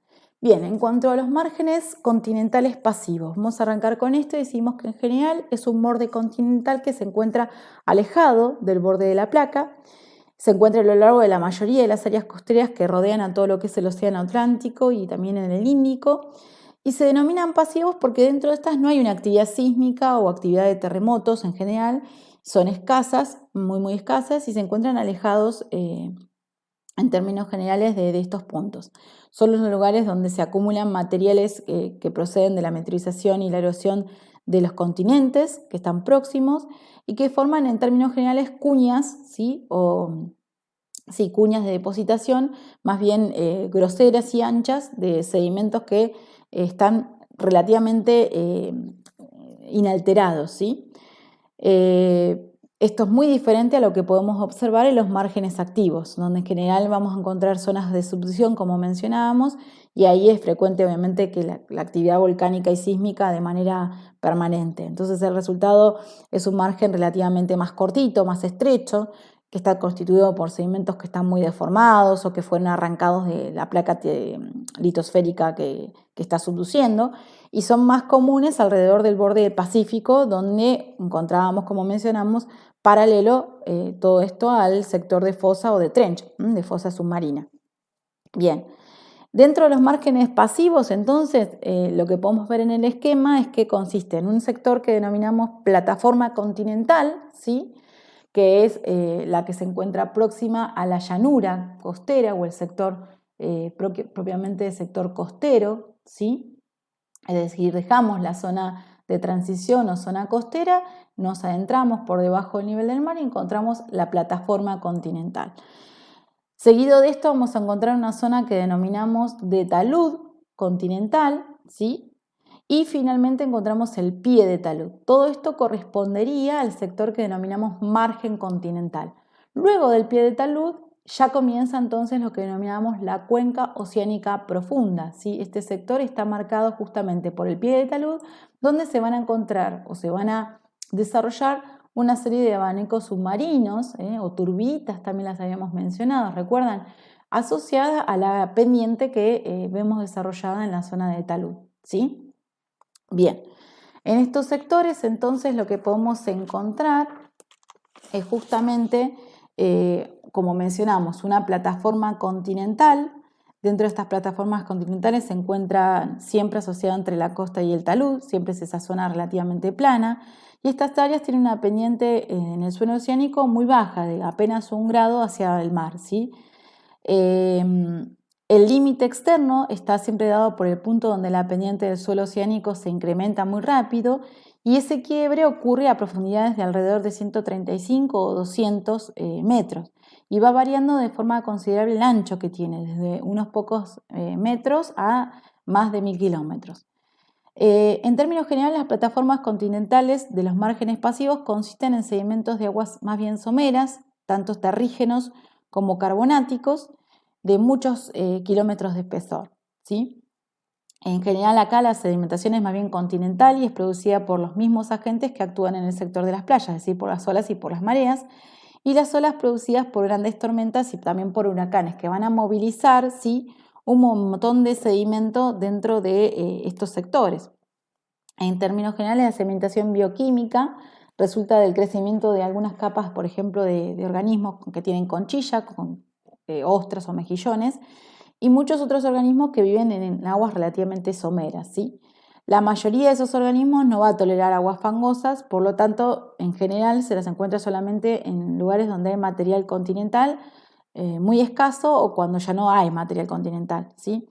Digo que en general las plataformas continentales se encuentran más bien en aguas poco profundas y están sujetas a la emersión y sumersión como resultado obviamente de los cambios del nivel del mar. Es decir, que es la zona de mayor buffer que podemos encontrar, ¿sí? Ese sector relativamente plano y alto. Ahora bien, ese sector alto de plataforma continental está disectado por algunas estructuras, ¿sí?, que van a estar vinculadas también a la zona de pendiente y talud, ¿sí?, continental, y van a desarrollar depósitos en la zona de pie de talud, es decir, una serie de abanicos submarinos. Bien, dentro de este otro sector que podemos encontrar en profundidad, este se encuentra delimitando el borde de la plataforma continental, como podemos ver desde el esquema, y siempre en dirección hacia el mar, es decir, se encuentra una rampa. Esa rampa es lo que denominamos talud continental, que es una estructura relativamente empinada que va a marcar el límite de la corteza continental y la oceánica en lo que se denomina pie de talud. Aunque la inclinación del talud continental varía de un punto a otro del globo, se promedia en un ángulo de 5 grados a 25 grados, ¿sí? Esa es la pendiente relativa que puede tener o gradiente. En términos generales, es un sector bastante estrecho con un ancho medio de 20 kilómetros. En algunas regiones donde no vemos fosas, por ejemplo, el talud continental tiende a ser empinado y pasa a tener una inclinación un poco más suave, más gradual. Y esto es conocida como lo que se denomina pie de talud o elevación continental. Esa elevación puede ser de 1 a 3 grados o también de 6 metros por kilómetro. En términos generales, se puede extender durante cientos de metros hacia las zonas más profundas o cuencas oceánicas. En términos generales, también está formado por sedimentos más bien gruesos que se forman pendiente abajo desde la zona de la plataforma continental hacia los fondos oceánicos. Esos sedimentos son arrancados hacia la base del talud por lo que se denominan corrientes de turbidez o turbiditas que descienden de manera esporádica sobre lo que se denominan cañones submarinos, que son grandes incisiones que muchos de ellos inician, como decíamos en la plataforma, transitan el talud y llegan a la zona de llanura abisal o sectores de cuencas oceánicas profundas. Entonces, en estos casos lo que vamos a encontrar es que cuando estas corrientes, generalmente de barro, surgen de esa desembocadura de esos cañones en el fondo oceánico, van a generar en esos sectores que son relativamente planos o de llanuras abisales, van a depositar los sedimentos en forma de abanico submarino, ¿sí? Una especie de forma triangular que a medida que esos abanicos van sumándose con los colindantes, es decir, con abanicos adyacentes, van a ir creciendo y se van a unir lateralmente generando una cubierta de manera continua de sedimentos en la base del talud continental que se lo denomina pie de talud, ¿sí?, a toda esa acumulación. Ahora bien, las corrientes de turbidez son una mezcla de agua y sedimento que tienen una densidad relativamente más alta que el agua del mar y que fluye pendiente abajo hacia la zona de llanuras abisales o fondo oceánico. En el caso de que una turbidita fluya sobre ese fondo oceánico, que es relativamente plano, esta va disminuyendo de manera gradual la velocidad y comienza entonces a depositar sedimentos. Lo que ocurre es que va depositando las partículas más gruesas primero y después va progresivamente depositando las partículas de menor tamaño, formando así lo que denominamos una estratificación gradada, no sé si lo recuerdan. En este caso lo podemos ver acá en el esquema de manera clara, en donde vemos obviamente primero esa estratificación gradada, que es lo primero que ocurre, de todas esas partículas que se van hacia el fondo y son las primeras en depositarse, y luego, ¿sí?, las más finas, que son las que también se van a extender aún más dentro de la llanura abisal. ¿sí? Los cañones submarinos, que eran esas incisiones que encontrábamos desarrolladas desde las zonas de la plataforma continental hacia la zona de talud, tienen un mayor desarrollo obviamente y más incisión en las zonas de pendientes, es decir, en la zona de los taludes. Algunos cañones pueden seguirse a través de grandes plataformas hasta las corrientes superficiales asociadas, es decir, que pueden estar vinculadas a escorrentías superficiales o ríos de gran envergadura. Y aparentemente una de las consideraciones que se hace es que podrían haberse formado a partir de valles fluviales cuando el nivel del mar era mucho menor, ¿sí? Es decir, que los cañones submarinos pueden haber estado vinculados entonces a este tipo de desarrollos continentales. Bien, acá podemos ver claramente en el ejemplo justamente ese desarrollo que se da de manera paulatina de estos cañones submarinos que inciden desde la zona de plataforma continental hacia la zona de talud, llegando su material hacia los abanicos submarinos y la sedimentación depositada sobre la llanura abisal. Bien. Otro de los márgenes que habíamos mencionado son los márgenes continentales activos, que son significativamente diferentes a los pasivos. A lo largo de algunas costas lo que podemos ver es que el talud continental disminuye o desciende en realidad rápidamente hacia la zona que denominamos de trench o de fosa submarina. En este caso, la pared de la fosa del lado continental y del talud continental son esencialmente la misma estructura, es decir, estamos compartiendo la misma cara de esa geoforma. En estos lugares lo que vemos es que la plataforma continental, si es que existe, porque en algunos ni siquiera se desarrolla, es muy pequeña, es muy estrecha. Y en estos lugares lo que ocurre es que se arrancan sedimentos del fondo oceánico y fragmentos de corteza oceánica que proceden de la placa oceánica subducida y que quedan como soldados adosados al borde del continental que se desliza sobre esa placa oceánica. Entonces, esta acumulación es una acumulación de carácter caótica de sedimentos y de fragmentos de corteza oceánica que en términos generales lo habíamos llamado, recuerdan, prisma de acreción. Entonces, la subducción continua, junto con la acreción de esos sedimentos en el lado continental de la fosa, puede dar como resultado una gran acumulación de sedimentos y una gran deformación de esos sedimentos.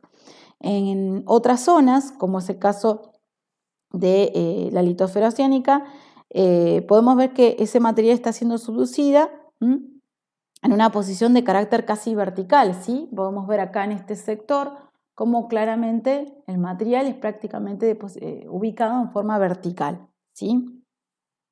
Entonces, en ese margen continental que se va a desarrollar, que termina siendo muy estrecho, lo que vemos es que podemos encontrar la fosa, ¿sí? Y esa fosa está muy próxima al sector de la costa, alrededor de menos de 100 kilómetros, ¿sí? Encontramos de manera directa la fosa vinculada a la costa. Entonces prácticamente no hay una acumulación permanente, digamos, de sedimentos como se puede dar en zonas más extendidas, ¿sí?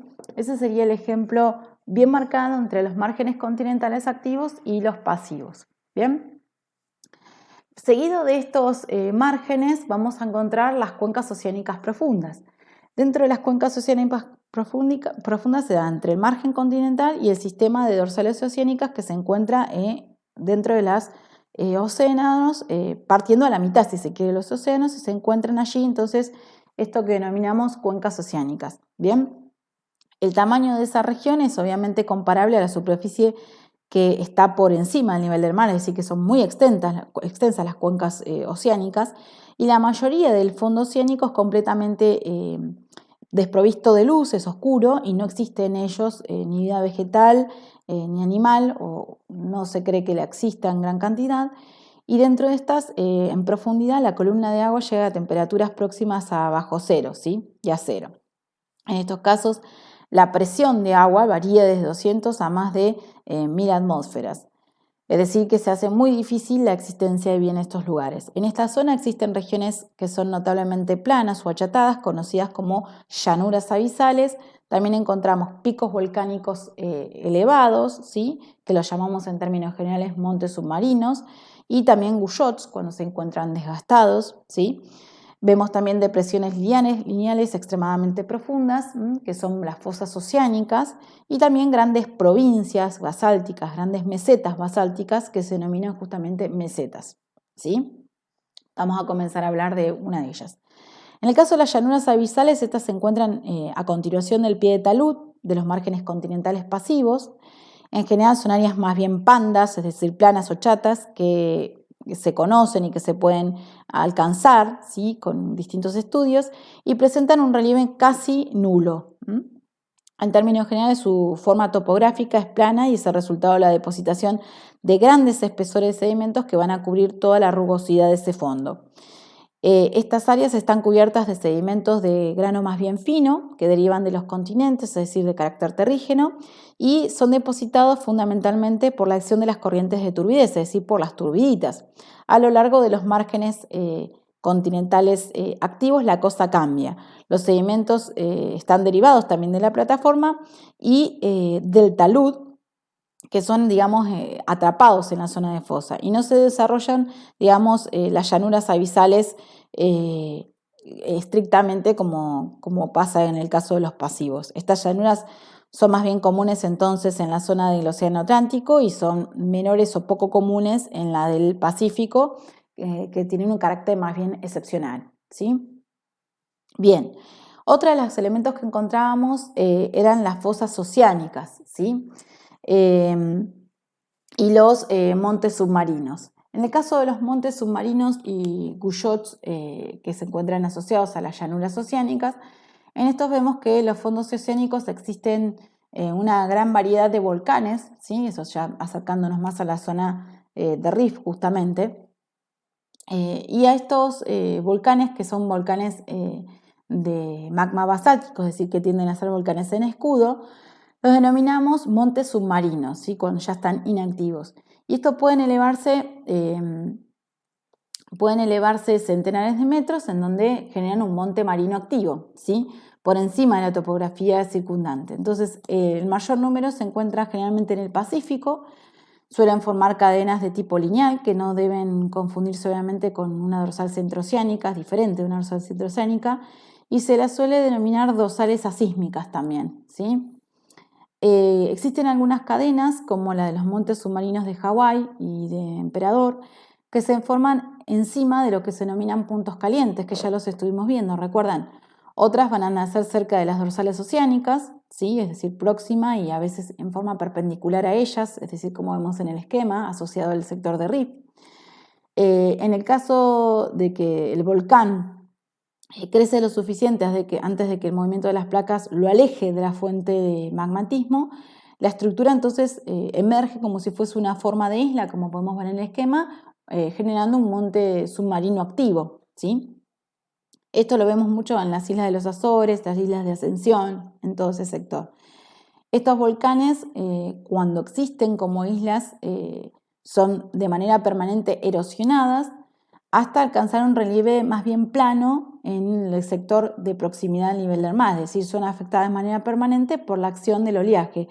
A medida que las placas se mueven, entonces las islas se van lentamente hundiendo y va cesando obviamente su actividad y van desapareciendo bajo la superficie del agua de manera gradual. Se van separando desde la dorsal o del punto caliente donde se forman, y esto genera lo que se denomina el monte submarino, es decir, una vez fue un monte activo o volcánico que se encontraba por encima del nivel o monte marino, y luego pasa a denominante monte sumergido o submarino, que también se los denomina cuando se encuentran romos en el ápice guyots, ¿sí?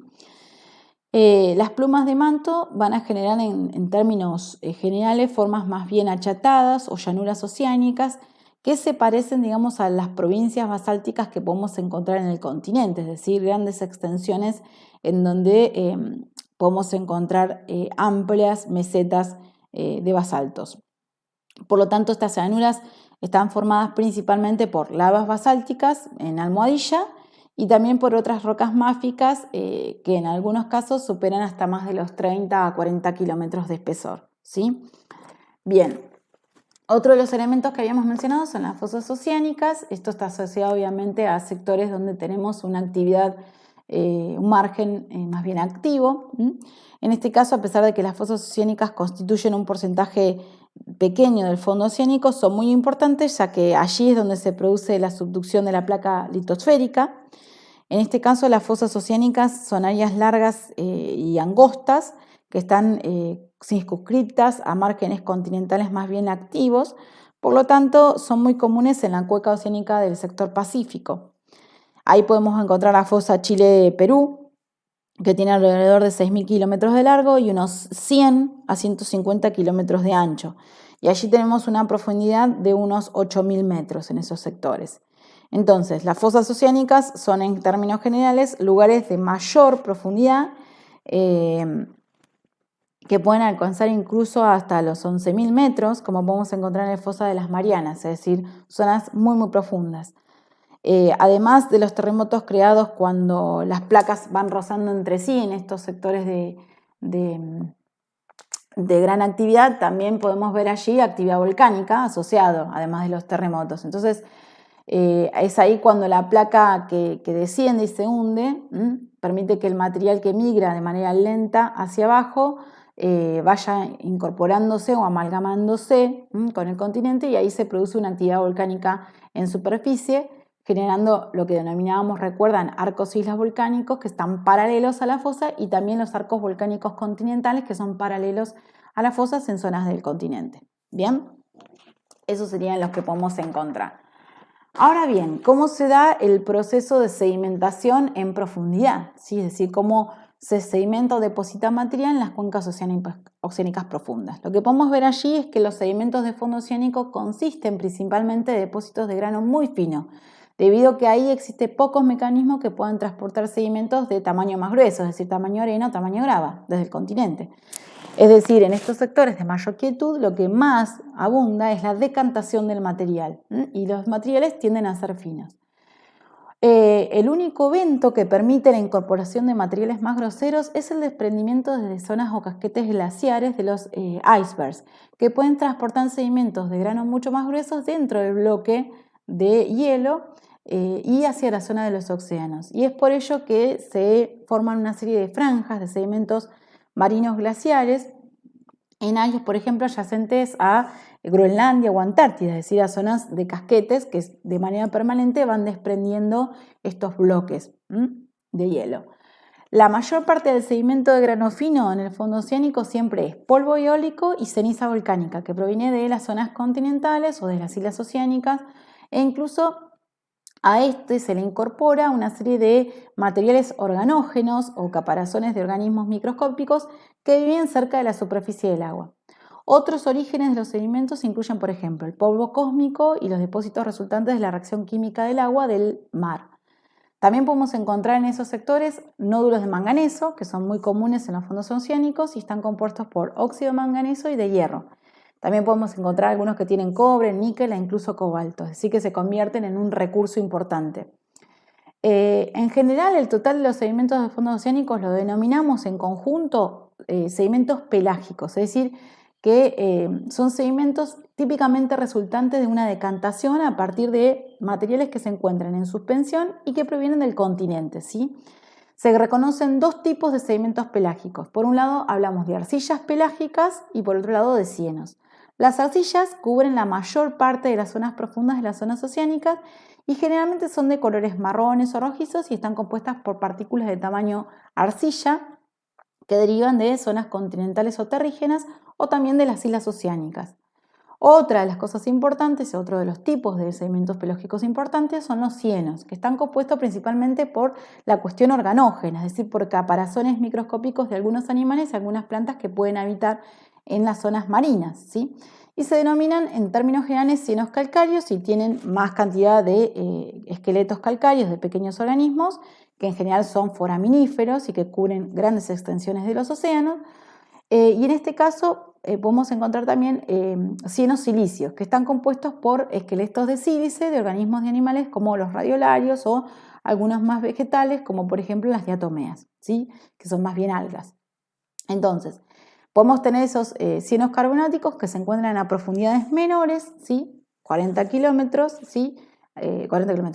kilómetros aproximadamente, Y esto se debe que, obviamente, a profundidades mayores las aguas tienden a tienen altas presiones y bajas temperaturas, entonces el contenido del carbonato favorece, digamos, la disolución del carbonato, ¿sí? El contenido de dióxido de carbono va a favorecer a esa disolución. Bien, acá podemos ver algunos de estas secciones típicas en la corteza oceánica, donde vamos a tener una secuencia de distintos tipos de rocas y de grosor, en donde encontramos zonas de rocas de manto superior, entonces un corte en profundidad, una zona de gabros, ¿sí? Estratigrificados o rocas ígneas de textura equigranular. Por encima encontramos generalmente un complejo de diques en capas, ¿sí? También de composición básica. Por encima las lavas en almohadillas, típicas de las zonas de dorsal. Y por encima de eso el sedimento profundo, que ese sedimento profundo, sedimento pelágico, está compuesto por estas dos partes, o arcillas clásticas o también los cienos. Acá podemos ver una distribución en términos generales de los cienos calcáreos, silicios y las arcillas pelágicas, y podemos ver que existe una distribución muy marcada de acuerdo a los rangos de temperatura de distintos organismos que los van componiendo. Por ejemplo, los zooides calcáreos se encuentran en zonas obviamente tropicales, ¿sí? O zonas ecuatoriales, mientras que, por ejemplo, los sedimentos marinos o glasimarinos se encuentran más asociados a las zonas próximas a la Antártida, por ejemplo. Por otra parte, vemos que los sedimentos pelágicos o las arcillas pelágicas, sobre todo, se encuentran asociadas a las zonas de mayor profundidad, ¿sí? Es decir, las zonas centrales que están ubicadas en torno a estos lugares, ¿sí? Bien. Estos son algunos de los organismos que podemos divisar, ¿sí? Dentro de ese material, cuando en la fase más orgánica, cienos calcáreos y silicios, foraminíferos, coccolitoféricos, radiolarios o diatomeas. Bien, otra de las estructuras que podemos encontrar asociadas a estos fondos son los arrecifes, que son algunas estructuras en formas de montículos que resisten de manera muy importante a la acción erosiva de las olas y están compuestas por una serie de restos de organismos o esqueletos. En términos generales se las conoce como arrecifes coralinos y hay lugares como Australia, por ejemplo, que tienen amplios desarrollos de estas estructuras biológicas, ¿sí? Y están compuestas obviamente por muchos otros organismos que además asocian a esas estructuras arrecifales. Un arrecife consiste en términos generales en un marco sólido de esqueletos de corales, de almejas y de organismos de carácter incrustantes, como por ejemplo las esponjas y las algas, y los arrecifes crecen hasta profundidades de 45 a 60 metros y están restringidos a mareas someras o poco profundas, siempre en aguas tropicales, donde el agua es muy limpia, donde la temperatura no baja de los 20 grados centígrados, y esto es porque allí es donde pueden desarrollarse mejor estos organismos que las conforman. Se reconocen tres tipos de arrecifes, ¿sí? Los que denominamos arrecifes marginales, de barras y también atolones, ¿sí? Esos serían los que podemos encontrar. Bien, en el caso de los arrecifes marginales, como podemos ver en la figura, están sólidamente adheridos a los márgenes de una isla o del continente, tienen una superficie más bien tabular rugosa y tienen un ancho de 1 kilómetro y un lado de mar que tiene una pendiente, digamos, o un gradiente abrupto hacia el fondo marino. Otro de los que podemos encontrar son los arrecifes de barrera, como podemos ver en la imagen, y en este caso los arrecifes de barrera son similares a los marginales, excepto que están separados de la tierra por un laguna, es decir, por una zona de laguna anexa. Bien, el arrecife de barrera es más conocido que tenemos, es la gran barrera arrecifal de Australia de 2.000 kilómetros de longitud, que rodea parte de ese continente.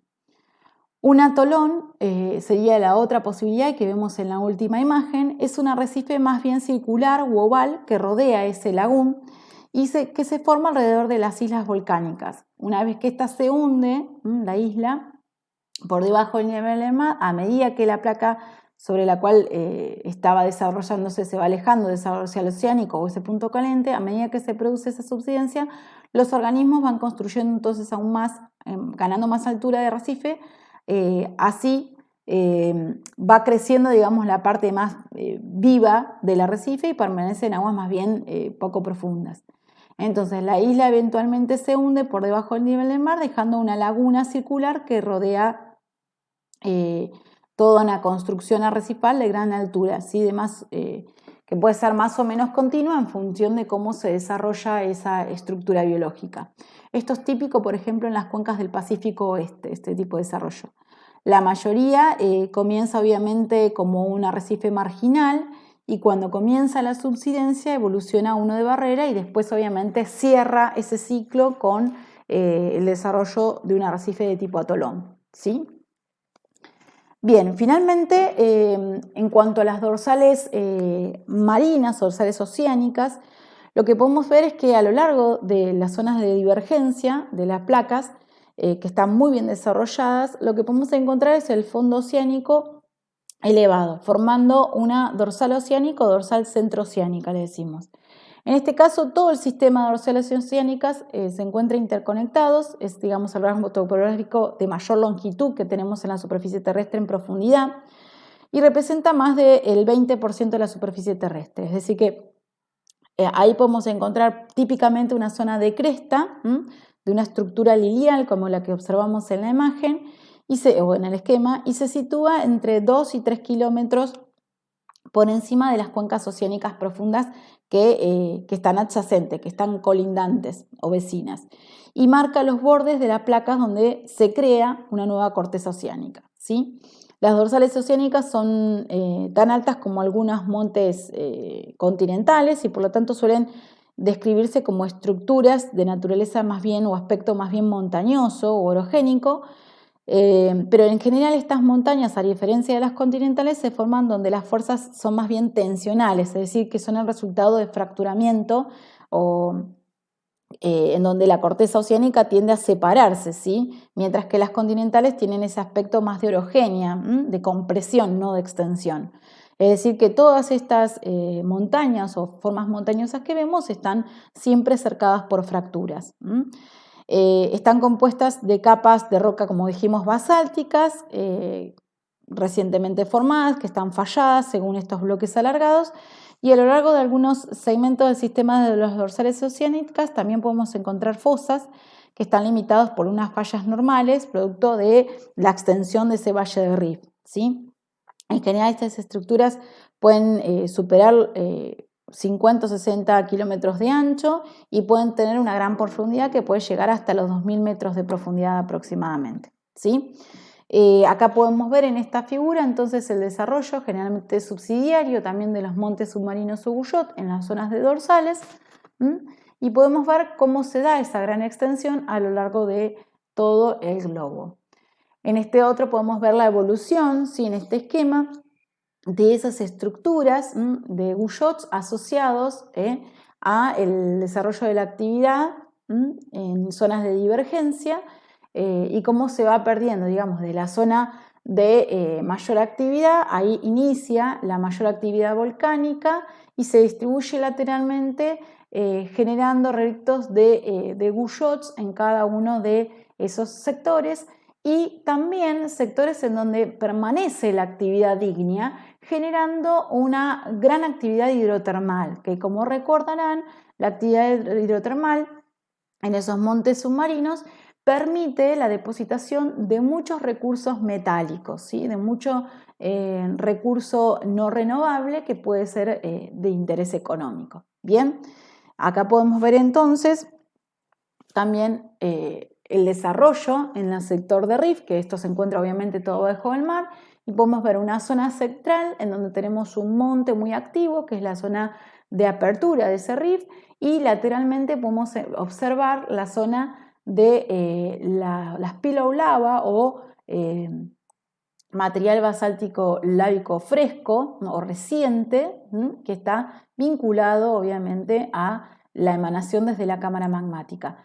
En este sector podemos ver cómo se estratifica esa lava, ese basalto.